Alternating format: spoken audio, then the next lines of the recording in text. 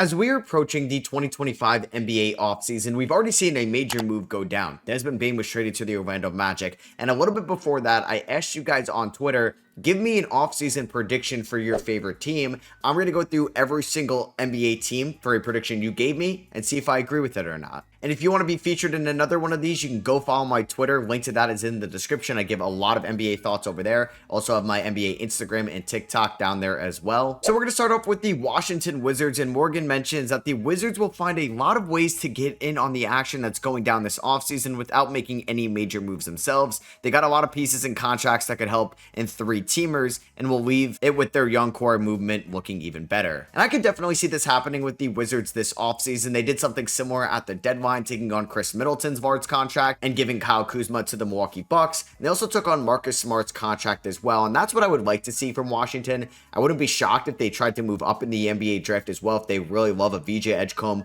or a Concanipple or an Ace Bailey with the 3rd overall pick if Philadelphia is interested in moving down. Wouldn't be totally shocked if Corey Kispert was off this team in the offseason. And I also wouldn't be shocked, like Morgan mentioned, them taking on another bad contract, maybe in exchange for Jordan Poole to accumulate even more draft capital going forward. Because right now, it's the 6th overall pick, Alex Sarr, Keyshawn George, Bub Carrington, Bilal Coulibaly as the 5 most important pieces on this team right now. And everything else is going to figure itself out along the way. No need to rush the process right now. Just be patient down in the nation's capital. Dylan mentions for the Golden State Warriors, a team that has a completely different timeline right now than the Wizards, that they will actually run it back despite being rumored in multiple trade scenarios. Yeah, the Warriors are basically up there with the Lakers and the Knicks, and they're always going to be linked to top stars in the NBA. And I wouldn't be surprised if this happened either. I feel like Mike Dunleavy and the Warriors have been a little bit passive in the past, and then that changed completely when they actually went out and got Steph a co-star in Jimmy Butler at the trade deadline. So the only thing I could see them actually doing this offseason is trading away Jonathan Kuminga in some type of sign and trade, but the pieces coming back in that sign and trade just may end up being future draft capital down the line. We'll see what the final dollar amount for Kuminga is going to be. I wonder if it's going to be a scary number for Golden State's books looking in the long term. And will they add some type of big man? They have access to the full mid-level exception this offseason. Steven Adams is already off the market. Will they pivot to a different veteran big man? It would be tough to orchestrate a Nikola Vucevic trade right now unless they're trading away Moses Moody. But yeah, I do think that Jonathan Kuminga is actually going to get traded, so I don't think that's technically running it back. Next one is about the Portland Trailblazers, and this person mentions that they're actually going to trade Anthony Simons to the Orlando Magic and go 40-42, becoming the 9th seed with a scoot year 3 jump. So this is probably not going to happen in some way just because the Orlando Magic already traded for Desmond Bane, so they're not going to trade for Anthony Simons, but I still think this is going to be very similar to what could end up happening for Portland. I think they will, and they should trade away Anthony Simons this offseason. We need to have more opportunity, more touches for Scoot Henderson as the lead guard in that backcourt, and I don't think you're going to get that full Scoot Henderson year 3 leap if Anthony Simons is blocking him in that department right now. So I think they will try to capitalize on the market for shooting this offseason. Would Memphis now look to add a shooter now that they already traded away Desmond Bane? They could acquire Anthony Simons as a team. Miami, Houston, if they miss out on Kevin Durant, could they pivot to somebody like Anthony Simons? And I do think Portland should move him if there's an offer on the table. Wouldn't be totally shocked if they went 40-42 next year. 9th seed, that is a possibility. I would be a little bit shocked if they made the play-in tournament right now, just depending on what some other teams do in the Western Conference, but I think they can be right there, and I'm really hoping we do see that Scoot year 3 jump because he was such a sought-after prospect after Wemby in that 2023 draft, and he just hasn't lived up to that hype yet, but I still think he can. Next up one comes from Mark about the Minnesota Timberwolves, and he could see Minnesota trying to move Julius Randle for Jarrett Allen and trying to rebuild the front court while also trading away Rudy Gobert for a power forward and going after Lonzo Ball. So this would have to be some type of 3-team trade. I wouldn't hate Minnesota adding Jarrett Allen, who fits the timeline a little bit better with Anthony Edwards than Rudy Gobert, but I don't think Cleveland would have that much appeal in Julius Randle unless they got additional draft capital and maybe a Rob Dillingham. They could appreciate Julius Randle's expiring contract if he does opt in, given their second apron limitations right now. But that would be really difficult to pull off since they are a second apron team. They'd have to make another corresponding move. But I do like the idea of Jarrett Allen in Minnesota, although I don't think that's going to happen. I don't think they're going to trade Rudy Gobert for a power forward if Kevin Durant does not want to come to Minnesota, because I think that would be the only logical Rudy for a power forward type trade out there. But I do like the idea of them going after Lonzo Ball. I think the Chicago Bulls are going to have a ton of suitors for Lonzo this offseason. The Dallas Mavericks, the Minnesota Timberwolves, the Milwaukee Bucks, teams that are trying to contend next year that either have an opening at the point guard spot or have some guys that are injured next year like Kyrie Irving and Damian Lillard, and they could look after Lonzo Ball's defense and playmaking ability, and I really love that fit next to Anthony Edwards in Minnesota. Next up, we have an OKC Thunder one, and this person mentions that they make a move for legit size and shooting. Maybe it's Cam Johnson, Trey Murphy, and I think if he's available, we draft Rasheer Fleming, 6'8" and a 39% three-point shooter, 7'5" wingspan. He's easier to get than what I mentioned before. And I think that is more logical as well. The OKC Thunder are in the NBA Finals. They may end up winning the NBA Finals. I'm recording this before Game 5. I don't think they're going to make a type of trade for a Trey Murphy or Cam Johnson this offseason. It's probably going to cost them a little bit too much, and everybody's under contract next year. This team can realistically go back to the NBA Finals in 2026 without making a single move this offseason, and Sam Presti is more so conservative than aggressive with these type of trades. I do think it is possible for Rasheer Fleming to be an Oklahoma City Thunder. They have the 24th pick, but they also have the 16th pick in this draft, and if Rasheer Fleming falls to pick 24, I think they'd be all over that, and there's definitely a chance they take him there at 16, given his defensive versatility and somebody that could space the floor with that 7'5" wingspan and a 9'4" standing reach. Hardenstein Muse mentions that the Suns general manager gets caught sending hate crimes towards Bradley Beal's family to leave Phoenix. Yeah, I guess we're really doing this. This was the only Phoenix Suns one I got that was directly towards the Suns. Well, I'll give a prediction for the Suns this offseason. I don't think it's a hot take to say they're going to trade away Kevin Durant. Hey, he may even get traded by the time you guys see this video, but I think there's some way that they end up with Jace Richardson this offseason. He's not going to be there at pick 29, but they're most likely going to get the 20th pick from the Heat, 14 from San Antonio, or 10 from Houston in a Kevin Durant trade, and I think they could end up getting Jace Richardson, who has that Michigan State tie with Matt Ishbia. Matt Ishbia has brought in a lot of guys through Michigan State, and I think that's actually a player they can use as a combo guard scorer off the bench moving forward. Liam mentions here for the San Antonio Spurs that rather than making a big move for Kevin Durant, the Spurs signed key role players that help round out the team, aka Malik Beasley. Definitely could happen here. I think the Spurs are not going to try to get into a bidding war if teams like the Raptors, the Heat, the Rockets are all driving the price up for Kevin Durant. I think San Antonio is just okay taking Dylan Harper at 2, figuring out what they want to do with 14, either draft a player or trade that for a future pick, and just keep this team going with what they got. And Malik Beasley definitely checks off a lot of boxes of stuff they need. They desperately need a shooter this offseason. I think Malik Beasley would fit this team like a glove. They could also go after Gary Trent Jr. Maybe it's somebody like a Luke Kennard. But yeah, honestly, if they don't get Kevin Durant, I agree with Liam, and that's what they're going to do this offseason. Christopher mentions here for the Houston Rockets, presuming KD doesn't go to Houston, they end up pivoting to the Boston Celtics and trade for Jaylen Brown and Drew Holiday for Fred VanVleet, Jabari Smith Jr., Tari Eason, Reed Shepherd, pick 10, and 2 future first-round picks. Now, this would be a crazy pivot if they went out and got Jaylen Brown, who does have that connection with head coach Ime Udoka. I think Drew Holiday would be a great fit for this team, even if they don't get Jaylen Brown, and that's in a separate deal, somebody that can lock in on the defensive end of the floor, but they also need offense, and they need somebody that can end up being a number 1. That's Kevin Durant, that's Giannis Antetokounmpo, that could maybe be Jaylen Brown, but we've never seen him yet in the NBA as a true number 1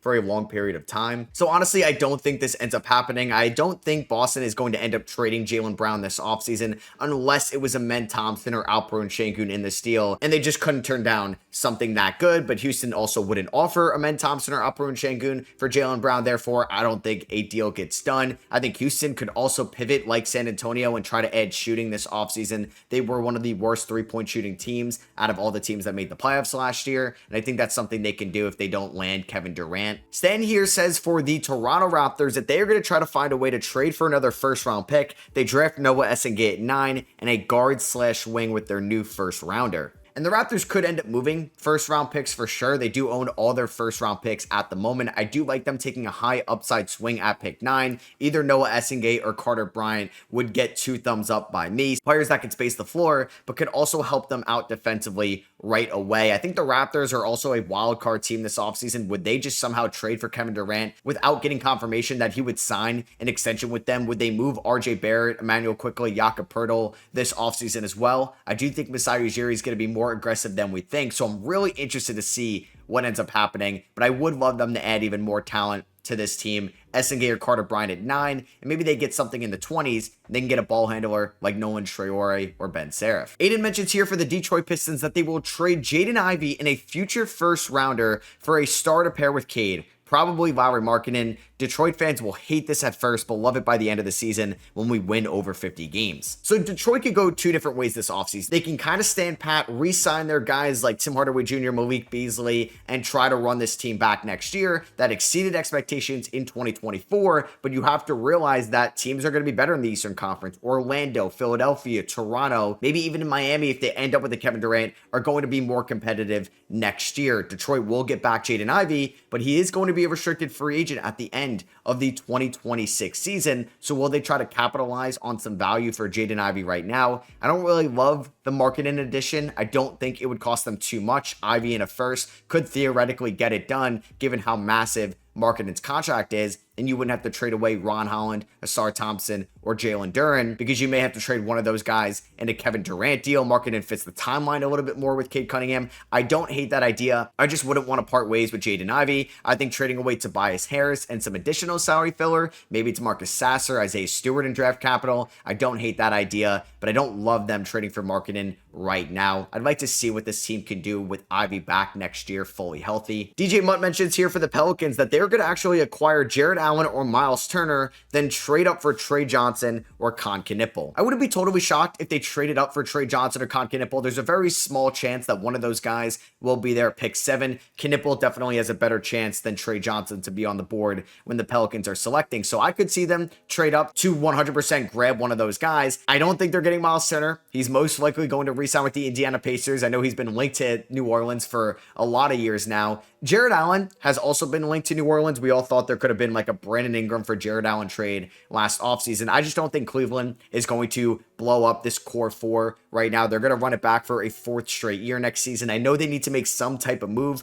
but I think they're going to ask way too much for Jared Allen than New Orleans would be willing to give up. Speaking of Miles Turner, Rooster mentions the Pacers are going to extend Miles Turner. They're going to draft Rasheed Fleming or Cedric Howard in the first round, Ryan Nembhard in the second round. Pacers end up in the finals again, and still every other fan base will call them frauds. It is interesting right now. If you look at the finals odds for the 2026 NBA Finals, it's the Cavs that have the best in the East. Then it's the Knicks. Then it's the Pacers. The Pacers are number 3. Yes, they do have a free agent in Miles Turner, and the ownership has not wanted to pay the luxury tax in the past, and there could be a Mathurin extension. There could be a Nesmith extension as well this offseason. So I do think they're going to extend Miles Turner. They're going to go into the luxury tax. I think Ryan Nembhard would be fitting, grabbing Andrew Nembhard's brother out of Gonzaga. I don't believe Cedric Howard is going to be on the board when the Pacers are selecting at pick number 23. I don't think he's going to make it outside the top 20. I think there's a better chance for Rasheed Fleming is on the board. I wonder if they would go after more of a big man just because Isaiah Jackson's also a restricted free agent, like a Joan Berringer or a Ryan Kalkbrenner, or maybe they go after a point guard with TJ McConnell getting up there in age and his current contract at the moment, and they take somebody that has a little bit of developmental potential like Ben Seraph or Nolan Traore, or maybe even a sharpshooter like Walter Clayton who fits that offense very well. RM mentions here for the Denver Nuggets, they're going to get Bruce Brown back. They're also going to get Chris Paul and Luke Cornett in free agency while Russ goes back to the Thunder. I would love to see Russell Westbrook back on the Thunder. That's just not going to happen. It just doesn't make sense. I think it's more likely Russ is going to go back to Denver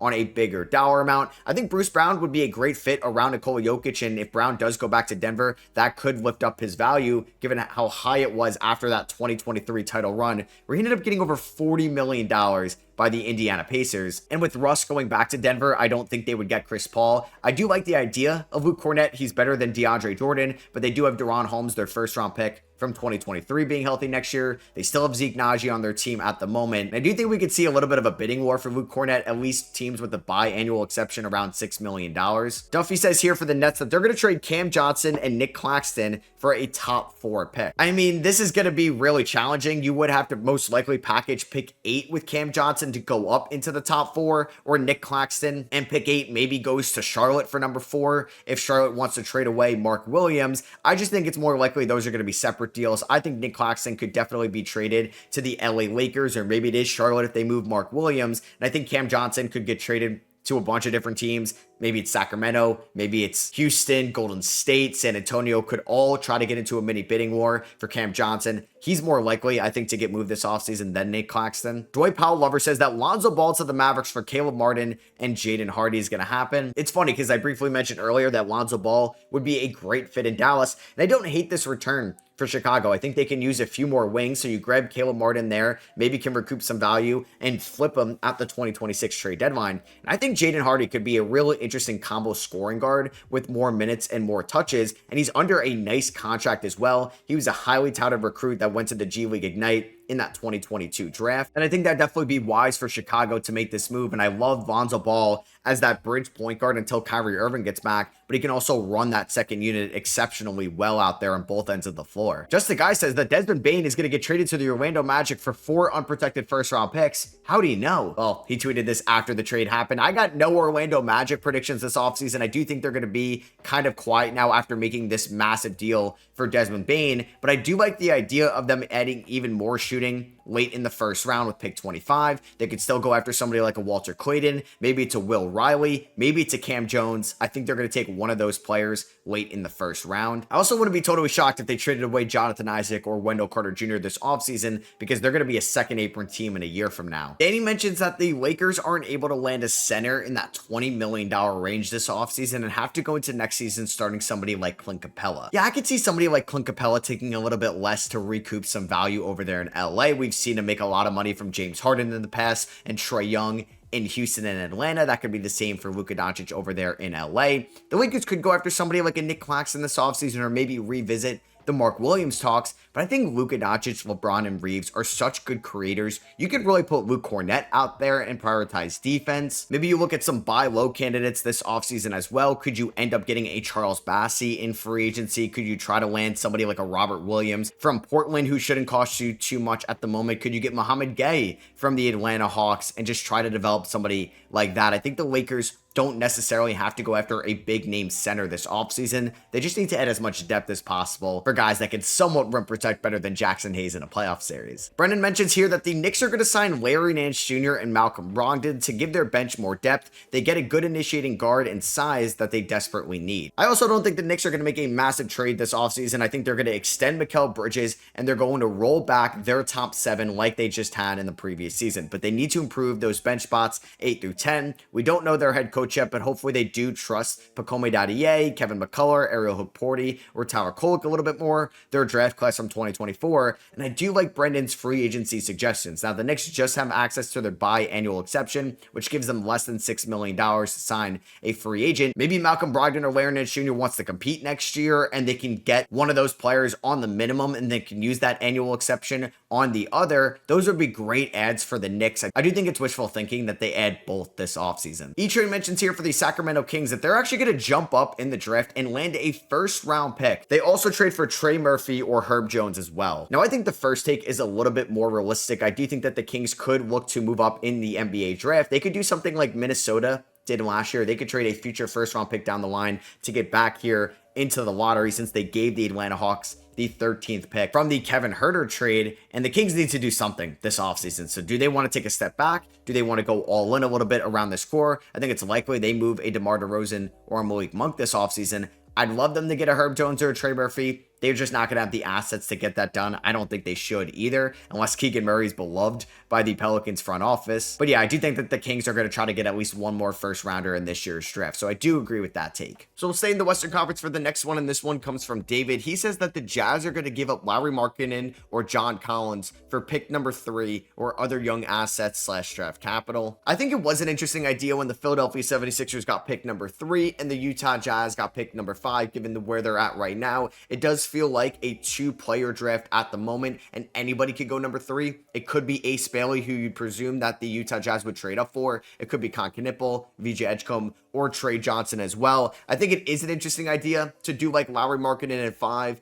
for Paul George in 3. I just don't think that's going to happen anymore. I don't think that the Jazz are going to move up to number 3 involving Paul George coming back. I do think it would be some just draft capital, and maybe if they could squeeze out a role player in that deal, I think it's more likely that Markkanen gets traded to a different team this offseason and not on the night of the 2025 draft. Emmett Ball mentions here for the Charlotte Hornets that they keep Mark Williams this offseason and actually extend him for a 4-year, $85 million deal. He is healthy the whole year and averages 15 and 11 with 2 blocks a game. And Mark Williams did look like a very solid starting center after the trade deadline last year, because he did miss the first few months of the year, which has just been a reoccurring trend with Mark Williams not being able to stay healthy. Has never played above 45 games in his first 3 years of his career, but in 44 games last year, after getting traded to the LA Lakers and not getting rescinded, he did average 15 points, 10 rebounds. He's not the best rim protector in the world, but he's a very good athlete, rim runner, and a nice offensive presence inside. I would just love to see Mark Williams and LaMelo Ball play 60 plus games together in a regular season, because LaMelo played 47 games last year, Mark Williams played 44, and they rarely overlapped at times. So I want to see them healthy. I think it's going to be very interesting to see what centers get extended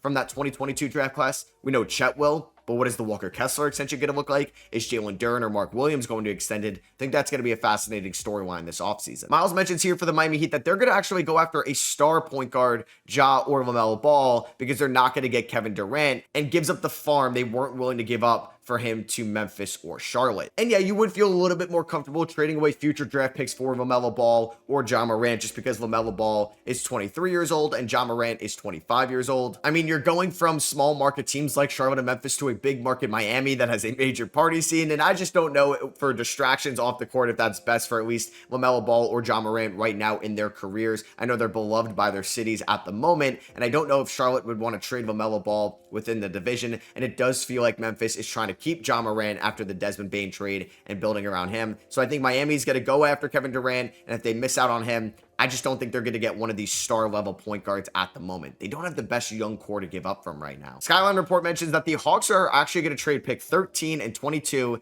to move up into the top 8, and will select Kaman Maluach in the draft. They're going to bring back Karis LeVert and Larry Nance Jr. in free agency. They will keep their core together and will finish as a top 4 seed in the East next year. You guys know me. I have been very high on the Atlanta Hawks, thinking about what they could be next year. If they could come on Maluach, that'd be very exciting for him. Onyeka Okongwu, Muhammad Gay, and them bringing back Larry Nance Jr. as the big man depth around Trae Young. I love what they've been building with just defensive wings that can shoot and score downhill, like Dyson Daniels, Zachary Sachet, and Jalen Johnson around Trae Young. An interesting storyline this offseason after they fired Landry Fields is going to be, are they going to offer Trae Young an extension because he can be a free agent in 2026? And is Trae Young not willing to take anything less than the max? Does Atlanta offer him the max? I think that's going to be something to keep an eye on. Next up for the Memphis Grizzlies, this person mentions that the Grizzlies are actually going to use their Phoenix pick they just acquired to go out and get Kevin Durant. I don't think that's going to happen. I thought it was an interesting idea, but now you have to package a ton of salary. Cole Anthony, KCP, Brandon Clark, maybe Zach Edey in this deal as well, because you know that Phoenix wants a center. I think Phoenix would actually be interested about that idea, especially if they could somehow get like Vince Williams as a throw-in in this deal as well, because I think for Phoenix, you'd rather be bet in 2026 and get your pick back then, and then you can kind of go all back in 2027, than not have your pick in 2026, maybe get it back in 2027 from Houston. Now this is like a 2-year gap period at the moment. So I think it's actually an interesting idea. I think Phoenix would have a very appealing package from Memphis, but I just don't think Memphis is going that route right now, and they're not going to trade for Kevin Durant. Lee mentions here for the LA Clippers that they are going to land Kevin Durant. They're going to swoop in last minute and get him like when they got Kawhi. And the Clippers have been like sneakily linked to Kevin Durant as of late. You'd expect it to be Norman Powell. You'd expect it to be Bogdan Bogdanovic. You'd have to throw in like Chris Dunn or Derrick Jones Jr., or you could put in Ivica Zubac. I know Phoenix would want Ivica Zubac, but the Clippers are not trading Zubac after what he did in 2025 for Kevin Durant. They can trade their 2031 swap, a 2032 first round pick, which could be appealing to Phoenix given how old the LA Clippers roster is right now. It's funny how in this video I've talked about so many teams trying to go after Kevin Durant. He's only going to go to one of them, and right now I don't even have a good tell on where he's going to go. I think it could end up being the Spurs, and if not, maybe it's going to be the Timberwolves if they're offering up Rudy Gobert. Calcifer mentions for the Boston Celtics that they are going to trade up in the draft using Sam Hauser and picks 28 and 32 to select Nolan Traore, Cedric Coward, or Thomas Sorber in the 14 to 23 range. They're going to extend Kristaps Porzingis at a discounted rate, and they're going to trade Drew for a ton of cap relief and possibly add an additional late first or early second. Use that pick on Maxime Reneau, Noah Penda, or Baylor Shireman's teammate, Ryan Kalkbrenner. I don't think I would be totally shocked if Boston ended up moving up in this year's draft, or if they got a first round pick in this draft in a Drew Holiday trade. Say the Clippers ended up trading for Drew Holiday, they could definitely get the 30th overall pick in this year's draft. I don't know how high Sam Hauser can really move up you in this draft, and when he mentioned 28 and 32, that wasn't the years of the first, that's 28 and 32 in this draft. That's my bad. To select Traore, Coward, or Sorber. I like Sorber there, but I don't think it would make sense to extend Kristaps. I think he's as good as gone as well. I would love Cedric Coward in Boston. I don't think they really need Nolan Traore with Derek White and Peyton Pritchard, but it could be a good depth option. You never know. Whoa, Steve Nash ended up replying to me. He says that the Cavs are going to make a move. I think it's time to trade Jared Allen and let Mobley run the 5, and honestly trade Garland as well. We need wings and a defensive-minded guard in the backcourt with Donovan Mitchell. I agree with Steve Nash here. I don't think that they're actually going to trade Jared Allen this offseason, but I don't think you're going to get the most out of Evan Mobley if he's not running the full-time 5. The advantages that gives you on both ends of the floor.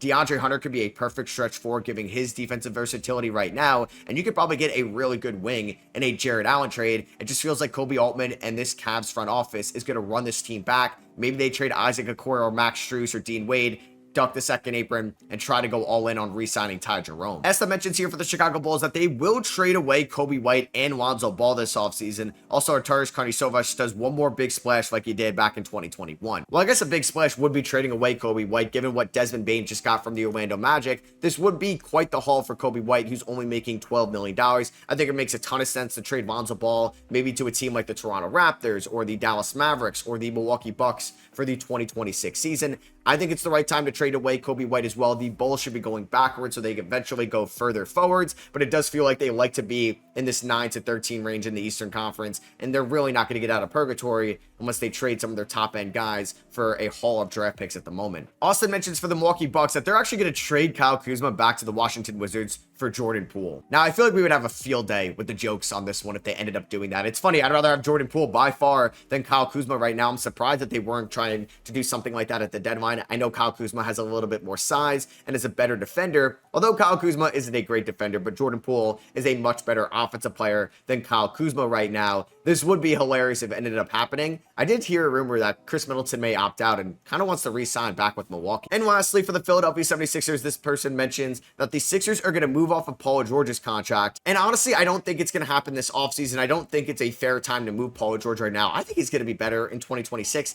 He's probably not going to be all-star level Paul George from the 2024 Clippers, but I do think he could be a much better player now that he's going to be healthy and another year in this new system under Nick Nurse in Philadelphia. And I think the 76ers, unless they get a great deal on the table and it's Paul George and maybe like a future first-round pick for Kevin Durant, they would do that. I just don't think they're attaching number 3 to move off of Paul George deal right now. It just doesn't feel like a deal Daryl Morey would do. So that is going to be for me. That is one prediction this offseason for every single NBA team. Let me know if you agree or disagree with your guys' nominations that I gave to you from Twitter. And if you want to be a part of one of the next one of these, go follow me on Twitter down below. Link is in the description, as well as my Instagram and TikTok down there as well. Hit that subscribe button if you are not already. And I'll catch you guys in the next one. Peace.